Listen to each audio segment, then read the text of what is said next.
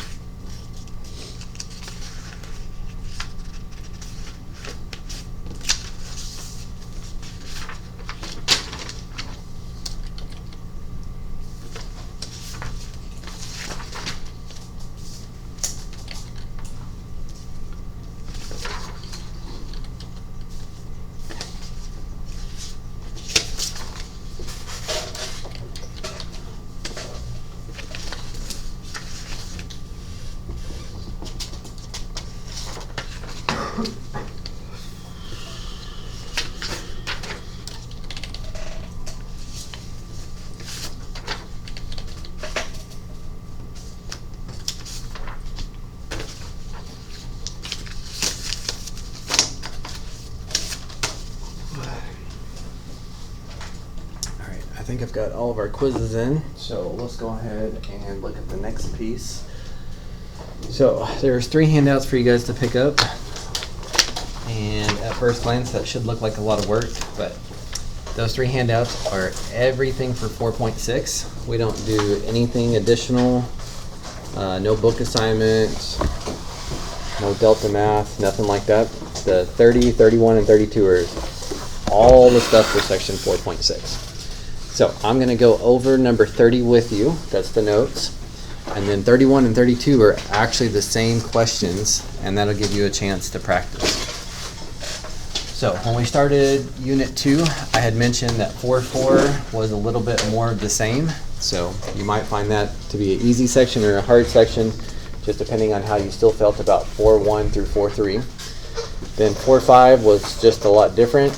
We dove deep into sine and cosine, but based on how you felt on today's quiz, gives you a good general idea of where you stand in that section. And then in 4.6, this honestly is probably the easiest section that we do all semester, because even if you knew 0 trig, or if you never learned any trig, you could just straight up memorize the stuff we expect you to know. In this section, we want you to know what the other 4 trig graphs look like and be able to name some stuff about these graphs. But in this section, there's no transformation changes. So no amplitude change, no shifting left, right, up, or down, none of that kind of stuff. So that's what makes it pretty easy. But on the first page, we're going to talk about what sine and cosine look like. Hopefully you know those. And then we're going to talk about these characteristics that we will ask you about that graph, and make sure that you know what these things are looking for, because we're going to ask the same thing, these same characteristic questions about tangent, cotangent, secant, and cosecant. And if you know what these are asking for, and you know what the 4 new graphs look like, then it's not really something that you have to memorize. So when we started section 4.5, I said if you forget what sine looks like in the future, you could always just plug in a couple values. The sine at 0 is 0. The sine at pi over 2 is 1. The sine at pi is back to 0. At 3 pi over 2, sine was -1, etc. And while I hope you don't feel that's necessary anymore for just a plain old sine graph, I am going to use the same technique on tangent, cotangent, secant, cosecant on the next pages. So same with cosine. If you forget what cosine looks like in the future, just throw in some unit circle values. The cosine at 0 is 1. The cosine at pi over 2 and 3 pi over 2 would be 0. At pi, cosine is -1. Of course, the better you know the unit circle, the faster those points are going to be defined. But that's how we went about finding out what the cosine graph looks like. Again, hopefully not important anymore, but I'm going to do the same thing for the 4 new ones in a minute. And now, with these 2 graphs at the top of our page, we should be able to answer all of these questions about these 2 functions. First off is, where are the asymptotes? So asymptote is when you have a vertical break in your graph like this. They occur when you try to divide by 0. Well, sine and cosine don't have asymptotes. That won't be relevant until the 4 new trig functions. Domain, if you don't remember what domain's asking for from Algebra 2, you should write this out to the side so that you can apply it to other questions on the other pages. But domain's asking for what x values make sense to plug in, or what theta values make sense to plug in. Since sine goes forever to the left and forever to the right, the domain is everything from -infinity to +infinity. And same with cosine. It goes forever to the left and forever to the right. You can plug in any x value you want to into sine and cosine. Nothing makes those undefined. Now in just a second, the parentheses versus brackets is going to be important.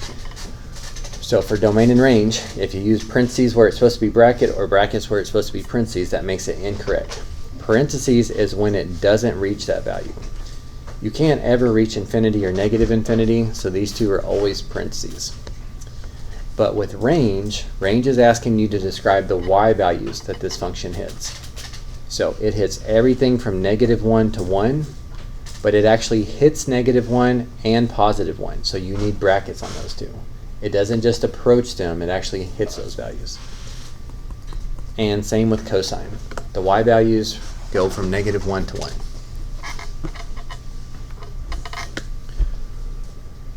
Okay, to me, these two go hand in hand. I feel like if you know one of these, you really should be able to know the other one. So either you could re-memorize that cosine and his reciprocal are the only two even trig functions.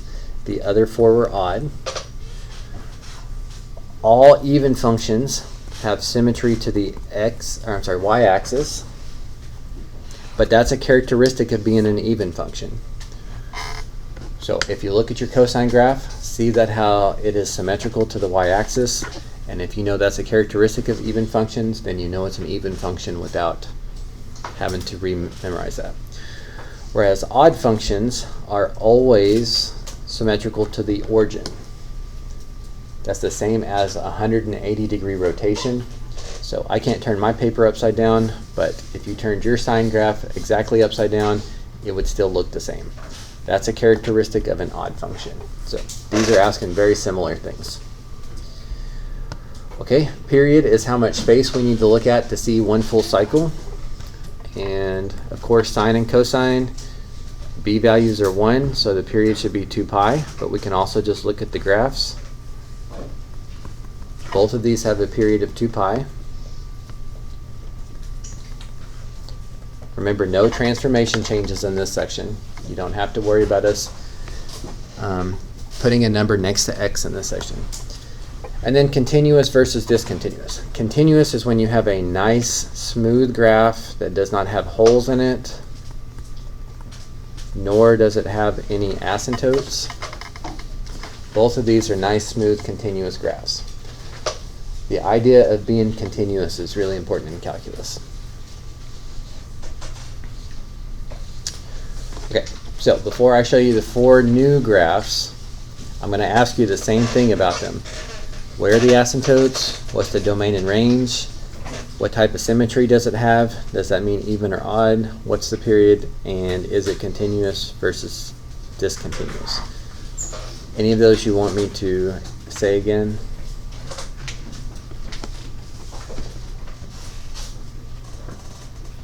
Okay, then our approach on the next page is notice these two functions, these two were co-functions, so their graphs look very similar. They're not exactly the same, they don't start at the same place, but just a general shape of the graph, those two look the same.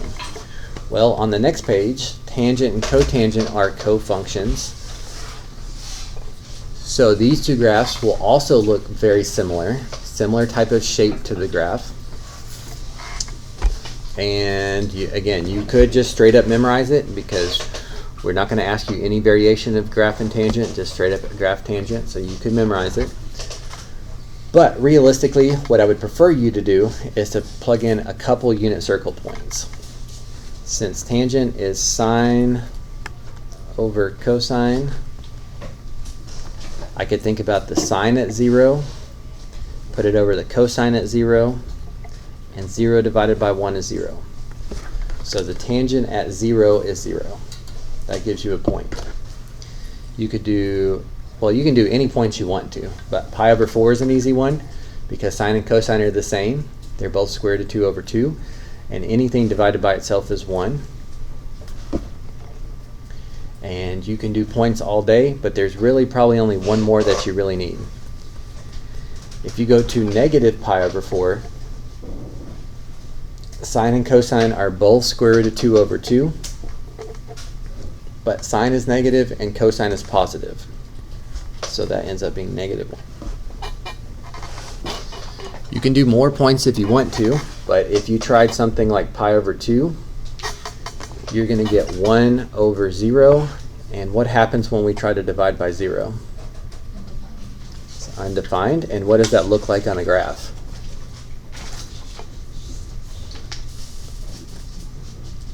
When you try to divide by 0, you guys don't know what that looks like on a graph? Vertical asymptote. Right, that's when you get these vertical asymptotes. So, again, the more points you get, the less guesswork you have to do. But if you connect these like this and these like this, that is one cycle of tangent. And just like the sine and cosine graphs, if you're careful with one cycle, you can copy that cycle to complete your graph. The one thing I will be picky about, though, is you do need to put dashed lines for asymptotes. Now, this isn't a mathematical description, but for tangent, I memorized that this line snakes up. That's how I kind of describe the shape. But the fact that it goes through the origin, that it goes through this point and this point, I don't go that in depth as far as memorizing, because I know I can just throw a few points in the unit circle, find a couple exact points, and then just knowing the general shape of the graph is good enough. Now, cotangent is going to look very similar, but it's not going to be exactly the same thing. And I will warn you, for some students who don't take my advice and plug in a couple points, sometimes they get these two switched, and that does make your 4.6 quiz not go too well, and it really should be probably the best one of the whole semester. So knowing that it's similar to this one, but make yourself plug in just a point or two in the unit circle, doesn't matter which ones. At 0, you get 1 divided by 0. Dividing by 0 is undefined. That's what creates a vertical asymptote. You could try pi over 4. That's an easy one. Sine and cosine are the same. Anything divided by itself is 1. You might try pi over 2. At pi over 2, cosine is 0 and sine is 1. 1 divided by 0 is 0. And I don't know. That's plenty for me, but if you did another point, maybe at 3 pi over 4, sine and cosine are both square root of 2 over 2, except cosine is negative and sine is positive. But otherwise, anything divided by itself would be 1. But since one's positive and one's negative, this one's negative. This is what one cycle of cotangent looks like. So I would describe that visually as snaking down. So one of them snakes up and goes through the origin, another one snakes down and does not go through the origin. Which one is which? Just plug in a couple unit circle points,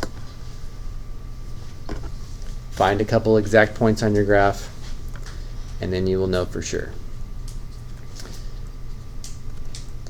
And then once you've got one cycle down, just sketch in to fill your graph. And please put dashed lines during the asymptotes.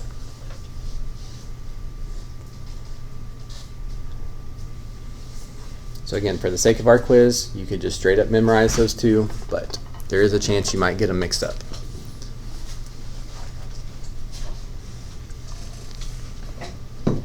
Now, when we ask you some of these characteristic questions, now when we ask you where are the asymptotes, this one does have some asymptotes. So the problem here is there's actually an infinite number of asymptotes. There's one here, there's one here, but if you keep going to the right, there's another one, another one, another one, another one. So we can't begin to just list them all out. So what we have to do is we have to come up with a formula. These vertical asymptotes are vertical lines, and vertical lines take the shape of x equals. That's the type of equation it would be. And you should list the first one that you see, which is pi over 2 or 0. But to create a formula that gets all of the rest of them, you have to think about how far away the other asymptotes are. So if this one's at pi over 2, I would have to add this distance, which is, how much is it from pi over 2 to 3 pi over 2? Okay, so if I add pi, I get to this one. I could add 2 pi and get to the next one. That would be off the graph. But I could also subtract a pi, or subtract 2 pi, or subtract 3 pi. So what we have to say is plus any integer multiples of pi, where n is an integer. This little symbol here, this is just a fancy math symbol for element of. Just means that n is an integer. N is an element of the integers. Same thing over here. The first one is at 0. And I can see that I could add pi to get this one, or add 2 pi to get that one, or subtract a pi to get this one, or subtract 2 pi to get this one. But it also continues forever on the graph. So the first one's at 0, and the others are integer multiples away, integer pi multiples away from 0. And of course, adding 0 doesn't do anything, so we tend to just say that.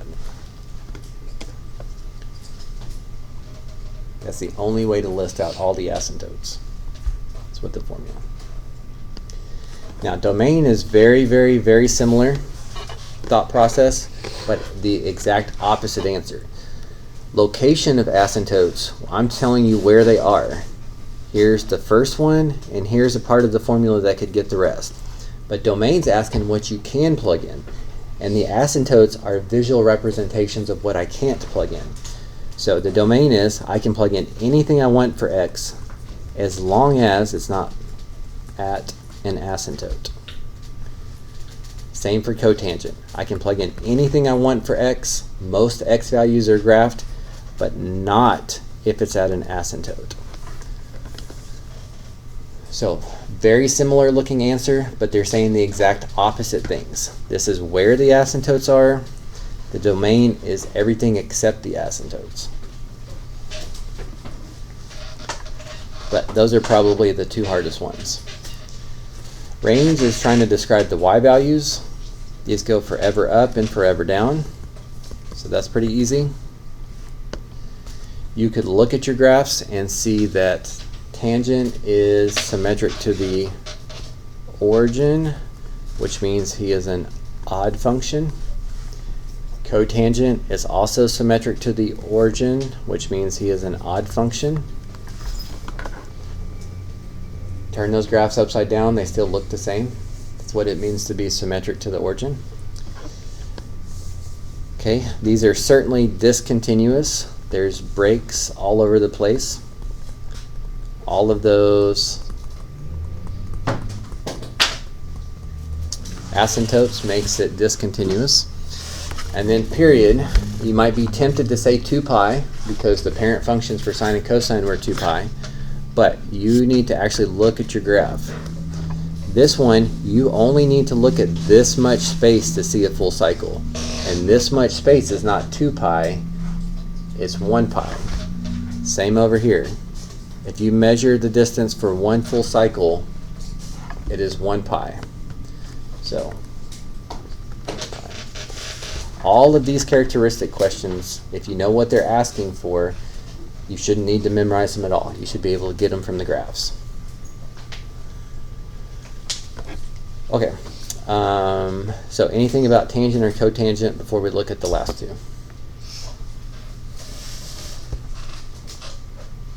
Okay, then same idea, just like sine and cosine graphs basically look the same at a glance.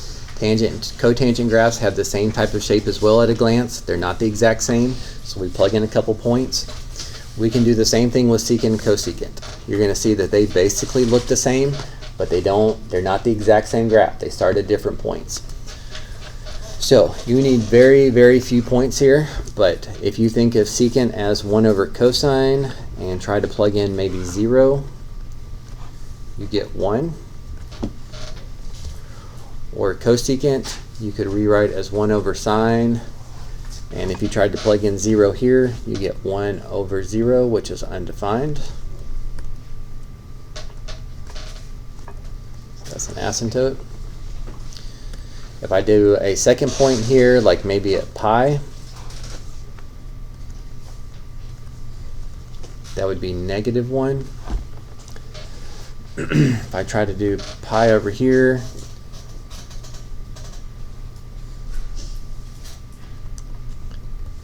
it's also undefined, so not the best guesses. Let me try pi over 2. At pi over 2, sine is 1, so cosecant is 1. Okay, and that is more than enough points once you know what the shape of these graphs look like. So number 1, know that they're going to look similar. Number 2, you need to know the general shape of the graph, which I'm just now going to tell you. For these graphs, they alternate between parabolas that open upwards. If the point's above the x-axis, it opens upwards, with a parabola that opens downward. If the point's below the x-axis, it opens downward. So over here, this 1 point was really sufficient because it's enough to let me know that this one is opening up, followed by one that opens down. There is one cycle of secant and cosecant. So if this opens up, this opens down, the next one would open up, the one before it would open down, the one before that would open up, asymptotes where it's undefined. Before opening up, it has to open down. Before opening down, it has to open up. And graph your asymptotes as dashed lines, please. So if you know the general shape of what the graph looks like, 1 or 2 unit circle points is plenty to get the graph correct. Sine and cosine look similar, tangent and cotangent look similar, secant and cosecant look similar. Plug in a couple unit circle points so that you are sure that you're not getting them mixed up. Okay, for the asymptotes, we're going to do this similar to tangent and cotangent. So these asymptotes are vertical. Vertical lines have the equation x equals. Where is the first asymptote in the secant graph?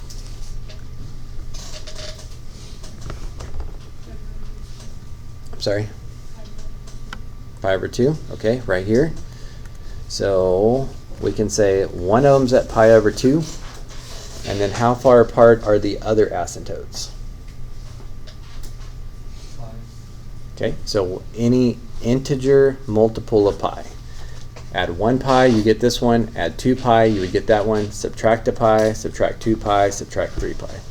So we need to state again, n is an element of the integers. Just a math way to say that's what it is. Okay, whereas over here, the first asymptote is at 0. And the others are also integer pi units away. Of course, adding 0 doesn't change anything, so we usually just write it like that.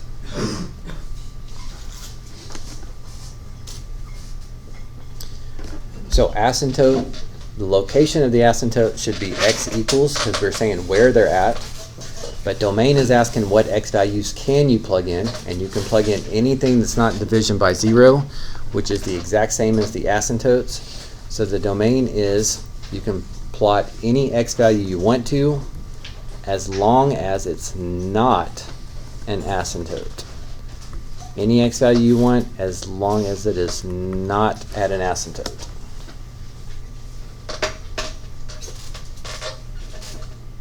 You need to understand why the location of the asymptotes are equal and the domain does not equal. Okay, for range, we can look at our graph. Range is trying to describe the y values. So it looks like it goes down as far as -infinity, up as far as -1, and then it skips some y values. It starts hitting y values of 1 again, and then goes up to infinity. So and that's true for both of these. So our range of both of these are going to be from -infinity to -1. That's the bottom half of the graph. You can't reach negative infinity, so it has to be a parentheses. You actually do hit a y value of -1, so that needs to be a bracket. And then it skips some.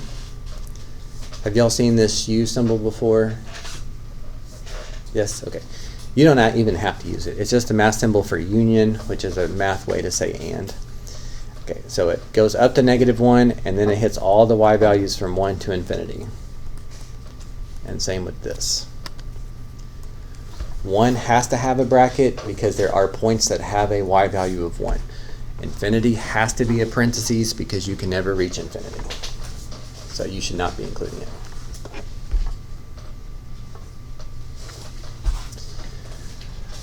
Okay, one of these is symmetric to the y-axis. That is secant. If I take this stuff and flip it over the y-axis, I get this stuff.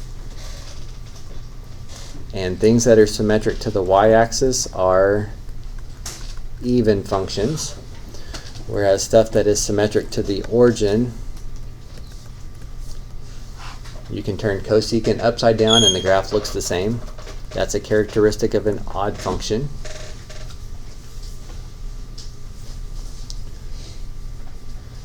And once we know how to graph these, we can just look at our graphs and measure the period. So you might be tempted to say that the period is pi, but if you only include pi, you're either getting a parabola up or a parabola down, but not both. A full cycle, to see the full pattern, you have to get a parabola up and a parabola down.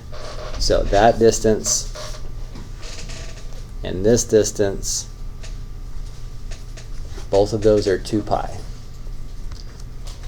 You need to look at 2 pi of horizontal space to see a full cycle. And then both of these have the breaks all over the place, which makes them discontinuous. To be continuous, there would need to be no holes and no asymptotes.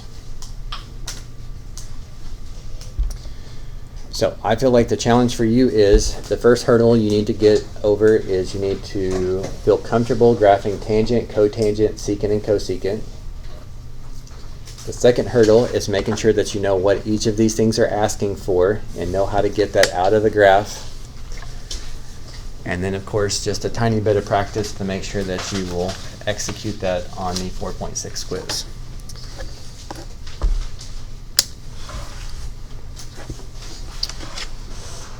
So the other two handouts, 31 and 32, are not anything different. It's the exact same stuff we said in the notes. So 31 is asking you to practice graphing tangent, cotangent, secant, and cosecant. So I would recommend that you do that without the aid of your notes. Use your notes as a way to check those answers and see if you did it correctly. And then 32 is the big chart page. It's got one column where you can do a quick little sketch of each of the 6 trig functions and then answer where are the asymptotes, what's the domain, what type of symmetry, is it even or odd, what's the period, is it continuous or discontinuous. Again, all of those answers are in your notes, but you need to practice doing them without just looking at your notes. 31 and 32 are your only practice opportunities for this section. So basically those are similar to the practice quiz. Now, even though there's not much to section 4.6, we're going to kind of split it up a little bit where 4.6 is not quizzed next class. I will give you part of next class to look over, finish 31 and 32. If you don't finish those in class today, ask questions on any of them that you're struggling with. And then the other half of class, next time, we're going to do half of the test review. So we'll look at section 4.4 quiz, probably not 4.5 quiz yet, but the class after that, half will be set aside for the 4.6 quiz, and then the other half will be for the other half of your test review. So no quiz next class. Use 31 and 32 to make sure that you can execute what you need to out of 4.6.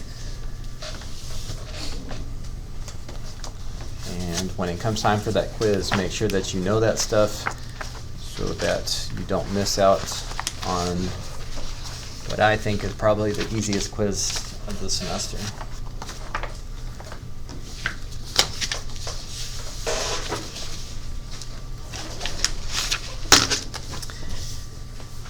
And you guys still have 25 minutes, so I think you could probably put a good chunk into 31 and 32, but I guess if you don't finish those in class, you don't really have to do them for homework yet, but you do have a little bit of more class time next time that you can do that if need be.